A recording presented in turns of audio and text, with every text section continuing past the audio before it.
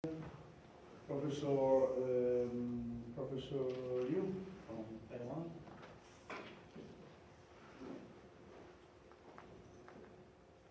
Is it here?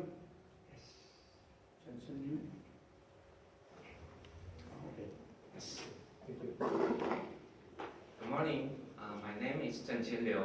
I'm with Dept of National Cheng Kung University. First of all, I would like to acknowledge the funding from SWCB and FB Forest Bureau of Taiwan. The motivation of this talk actually comes from trace back to the Typhoon Morocco in year 2009.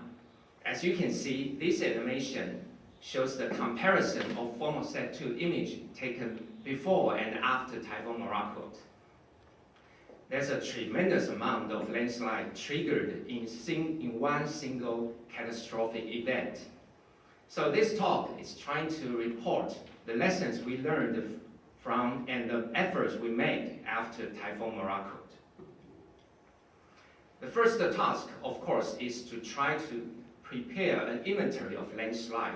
And thanks to Formosat 2, operated by Taiwan's National Space Agency, we were able to acquire 2 meters resolution nationwide and multispectral imageries from 2004 to 2015.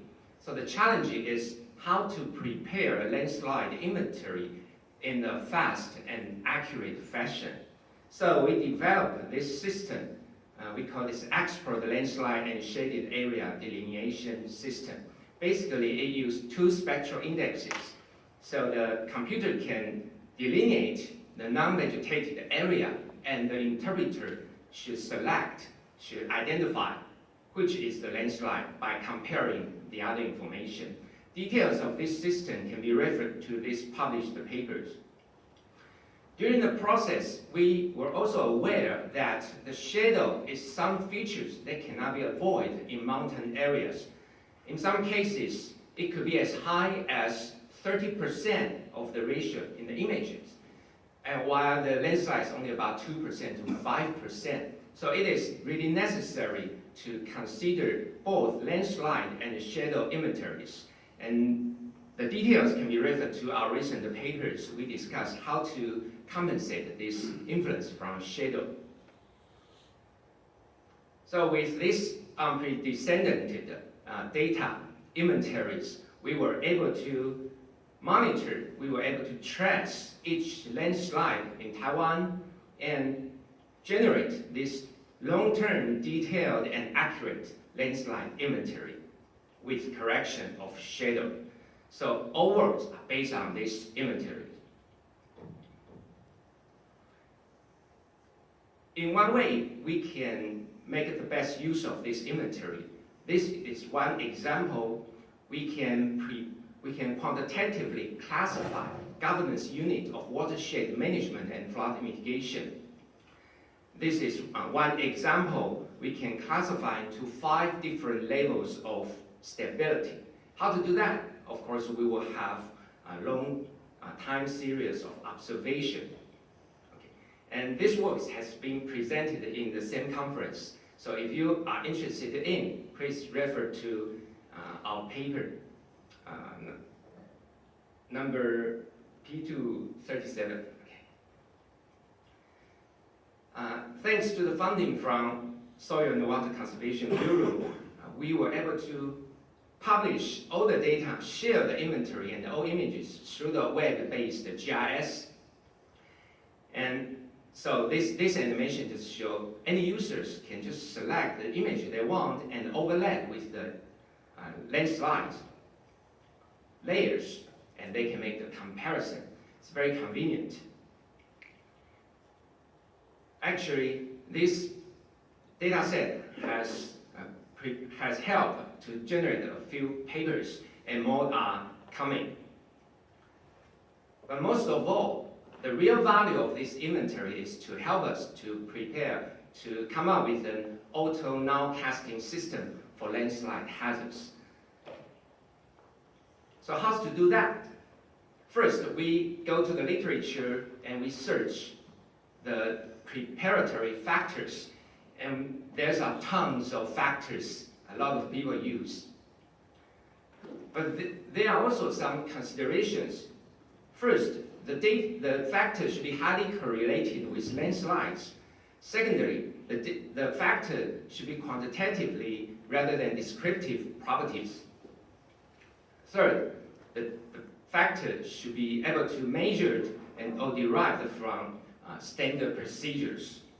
So Susan and Kaya, they provide a comprehensive review. They review, I think, more than 100 papers and summarize that there are 5 factors most popular, most useful, including slope, aspect, lithology, and drainage distance.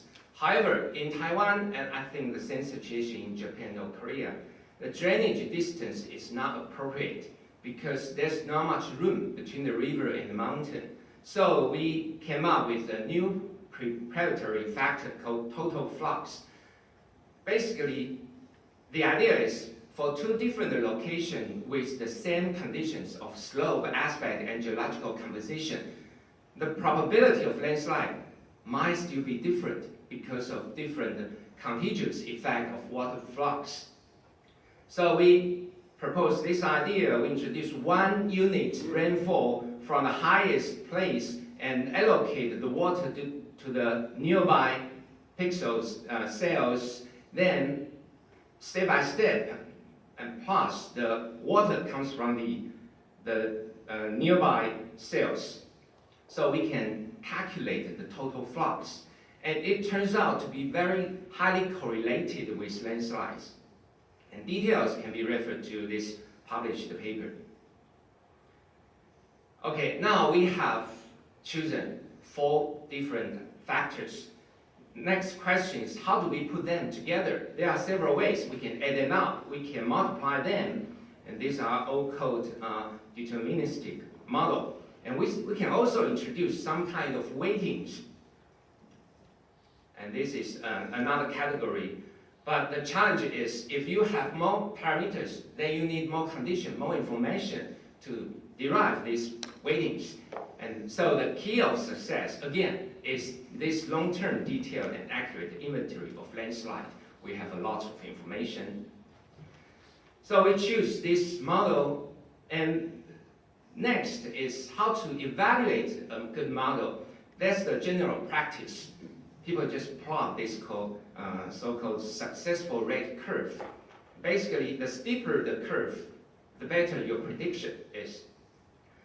But this curve also provides a quantitative assessment of the prediction accuracy. You just calculate the area under the curve. And we can always set a low threshold value to get a successful rate very high. But we will have a problem of false alarms all the time in non-landslide region. So the idea is we need to consider both landslide and non-landslide regions. So we introduce this kind of evaluation. Basically, we just plot 2 successful rate curves, one for landslide region, the other one for non-landslide region. And the threshold is determined by maximize the positive right and the negative right, and minimize the missing and the false alarm. So that will help us to determine the threshold.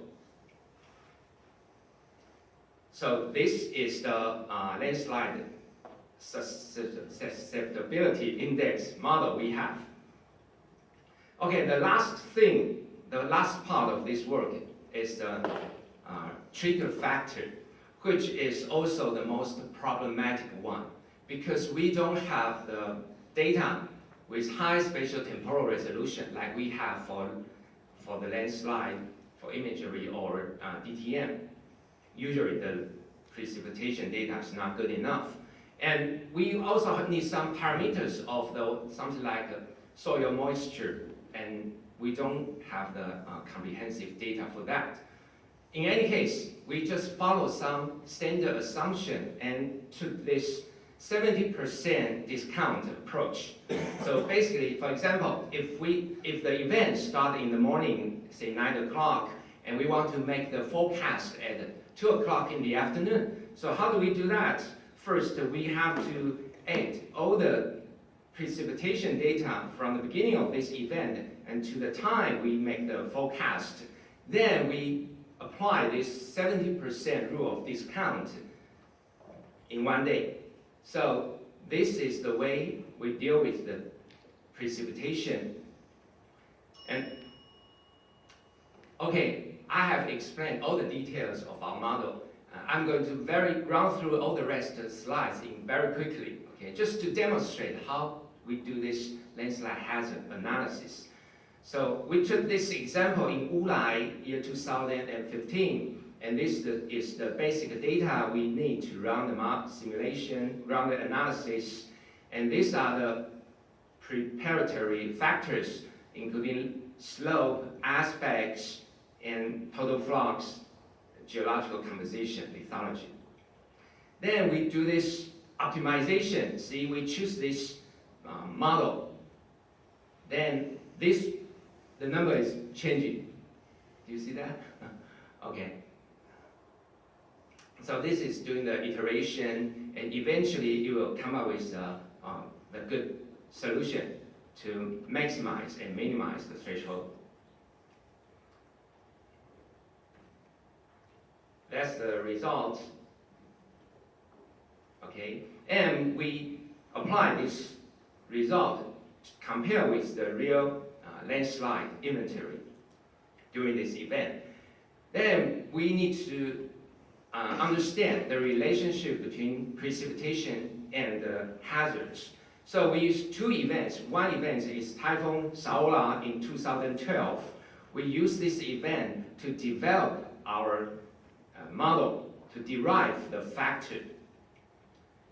So you see, that's the result. We assume there's a relationship between the rainfall and the hazards, and that's the coefficient we derive.